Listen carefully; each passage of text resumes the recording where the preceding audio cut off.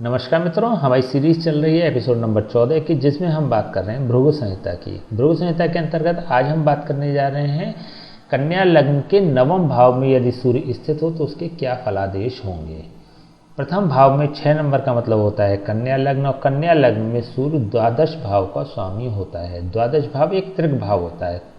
6, 8 और 12 ये तीनों ही भाव त्रिक भाव होते हैं, जो कुंडली के सबसे नेगेटिव भाव होते हैं। इसमें भी परम जो नेगेटिव होता है, सबसे ज़्यादा जो नकारात्मक प्रभाव देने वाला होता है, वो 12th हाउस होता है। तो 12th हाउस का स्वामी होकर जब ये नवम भाव में बैठता है, अपने से दशम स्थान और कुंडली के नवम भाव में बैठता है, तो ये नवम भाव को पूरी तरह से डैमेज करने का काम करता है, पूरी तरह से क्षतिग्रस्त नष्ट करने का कार्य करता है।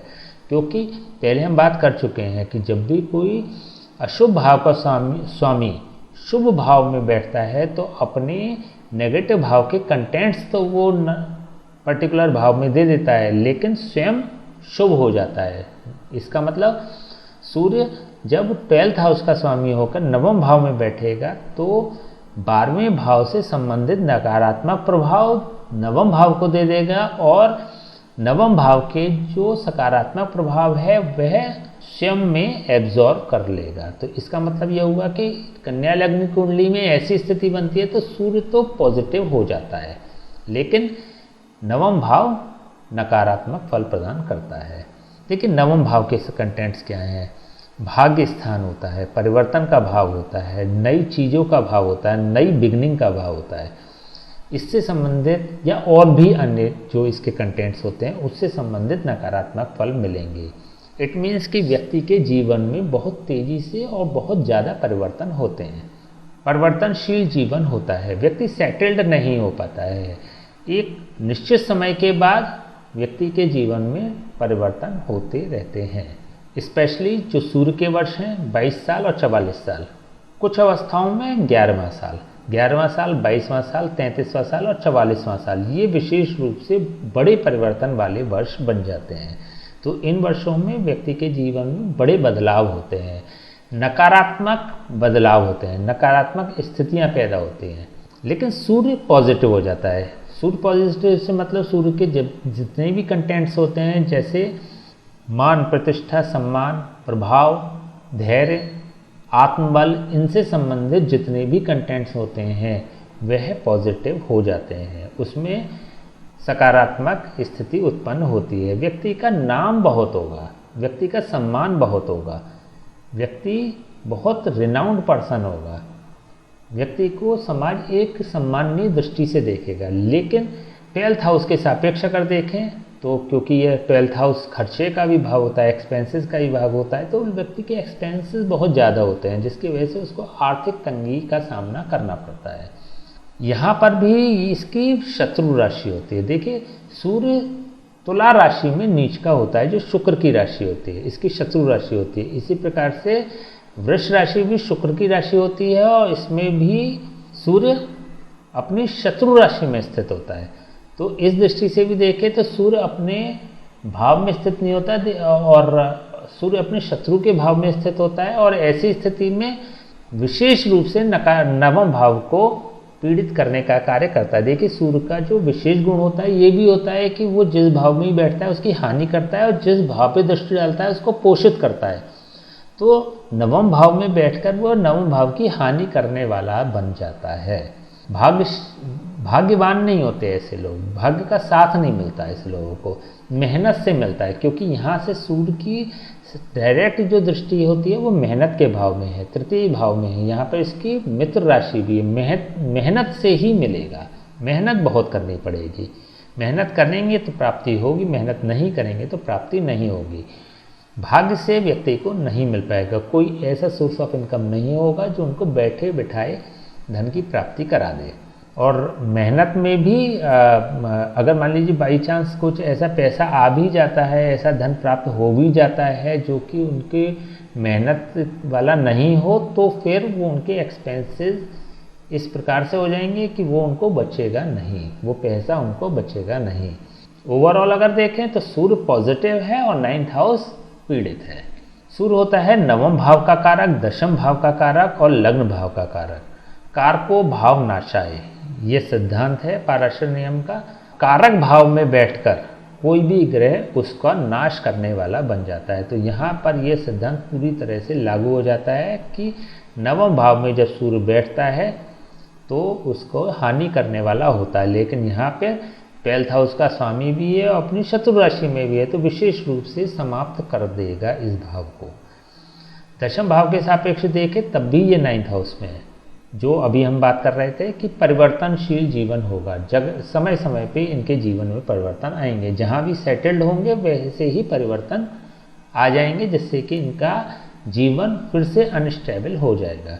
लग्न भाव के सापेक्ष देखें तो ये अपने से नवम भाव में है। ये सबसे आइडियल पोजीशन है, सबसे पॉजिटिव पोजीशन है, क्योंकि देखिए सूर्य शुभ है। जो हमने सिद्धांत की अभी बात करी तो उसके अकॉर्डिंगली सूर्य शुभ हो जाता है और लग्न भाव के सापेक्ष नवम भाव में आ जाता है। तो लग्न भाव से के सापेक्ष सूर्य बहुत पॉजिटिव होगा। व्यक्ति स्पेशली 44 साल की अवस्था तक तो बहुत पीड़ित रहेगा, बहुत परेशान रहेगा, या फिर 22 साल की अवस्था तक कह सकते हैं। अगर राहु भी पीड़ित है, राहु भी नेगेटिव है तो 44 साल की अवस्था तक, और राहु अगर पॉजिटिव है तो 22 साल की अवस्था तक व्यक्ति परेशान रहेगा। लेकिन उसके बाद सूर्य अपना पॉजिटिव प्रभाव प्रदान करने लगेगा।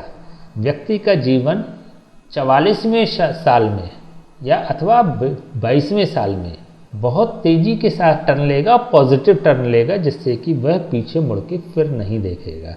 लेकिन उससे पूर्व का जो समय है बहुत ज़्यादा हैंड टू माउथ वाला भी हो सकता है, बहुत ज़्यादा भुखमरी वाला भी हो सकता है। तो इस चीज़ का विशेष ध्यान रखें कि 22 साल की अवस्था तक जो समय है उसको पॉजिटिवली आपका निकल सके, इसके लिए सूर्य के उपाय करने चाहिए। क्या उपाय करने चाहिए? देखिए सूर्य 9th हाउस में है तो व्यक्ति पूजा पाठ में तो विश्वास नहीं रखेगा, पूजा पाठ नहीं करेगा, क्योंकि 9th हाउस होता है धर्म स्थान, और धर्म स्थान में सूर्य की नेगेटिव पोजीशन, और तो सीधे सीधे ये क्लियर दिखाई देता है कि व्यक्ति नास्तिक होगा। दूसरी स्थिति क्या हो सकती है? किसी पंडित से बात करके इनके जाप और हवन करा सकते हैं, एक चीज़। दूसरी चीज़, महिलाएं अपने सीधे हाथ की कलाई में, पुरुष अपने उल्टे हाथ की बाएं हाथ की कलाई में तांबे का कड़ा रविवार के दिन धारण कर लें। एक अन्य स्थिति ये हो सकती है कि रविवार से शुरू करके 43 डेज कंटिन्यूसली 43 दिन लगातार बहते स्वच्छ जल में गेहूं प्रवाहित करें। स्वच्छ जल होना चाहिए। देखिए जब भी सूर्य का उपाय करेंगे तो स्वच्छ जल में करेंगे, और राहु का उपाय जब भी करेंगे तो दूषित जल में करेंगे। जब भी हम राहु का उपाय बताते हैं ना तो नाले में बताते हैं, वो बड़ा इफेक्टिव होता है। नाले में जौ डालना, ये राहु का उपाय बताते हैं तो बहुत पॉजिटिव वर्क करता है। लेकिन जब सूर्य की बात होती है तो शुद्ध जल में होना चाहिए, सात्विक जल में होना चाहिए, अच्छे जल में, स्वच्छ जल में होना चाहिए। तो बहता जल में 43 डेज गेहूं प्रवाहित करें, जिससे यह चतुर्थ भाव में क्लिक करेगा और 9th हाउस से इसके प्रभाव कम होंगे अथवा समाप्त हो जाएंगे। तो इनमें से जो भी उचित हो वो उपाय आप कर सकते हैं। स्पेशली आपको ध्यान केवल इतना रखना है कि 11th हाउस के लिए अगर उपाय कर रहे हैं, जैसे कि कड़ा धारण करने की अगर बात आती है तो यहाँ पे इसके शत्रु ग्रह नहीं होने चाहिए, जैसे शुक्र, शनि या राहु में से कोई ग्रह नहीं होना चाहिए। चतुर्थ भाव के लिए कर रहे हैं, बहते जल में गेहूं प्रवाहित कर रहे हैं, तो शुक्र, शनि या राहु चतुर्थ भाव में नहीं होना चाहिए, तब आप उपाय कर सकते हैं। इसके अलावा भी अगर पुरुष अपने दाएं हाथ की कलाई में, महिला अपने बाएं हाथ की कलाई में कड़ा धारण करेंगे तो 3rd हाउस को क्लिक करेगा। तो अगर इन दोनों में से कोई उपाय संभव नहीं हो तो आप ये 3rd हाउस के सापेक्ष ये वाला उपाय कर सकते हैं। लेकिन विशेष रूप से ध्यान रखना है कि सूर्य के प्लेसमेंट इसके शत्रु ग्रहों के साथ न कराएं, जिससे कि ये पॉजिटिव फल प्रदान करने लगेगा और सूर्य के जितने भी कंटेंट्स हैं या 9th हाउस से रिलेटेड जो नेगेटिविटी है वो समाप्त होगी और जीवन खुशहाल होगा। ठीक है, तो आज हमने बात करी कन्या लग्न के 9वें भाव में यदि सूर्य स्थित हो तो उसके क्या फलादेश होंगे। नेक्स्ट वीडियो में बात करेंगे कन्या लग्न के 10वें भाव में यदि सूर्य स्थित हो तो उसके क्या फलादेश होंगे। तब तक के लिए हमें आज्ञा दीजिए। नमस्कार।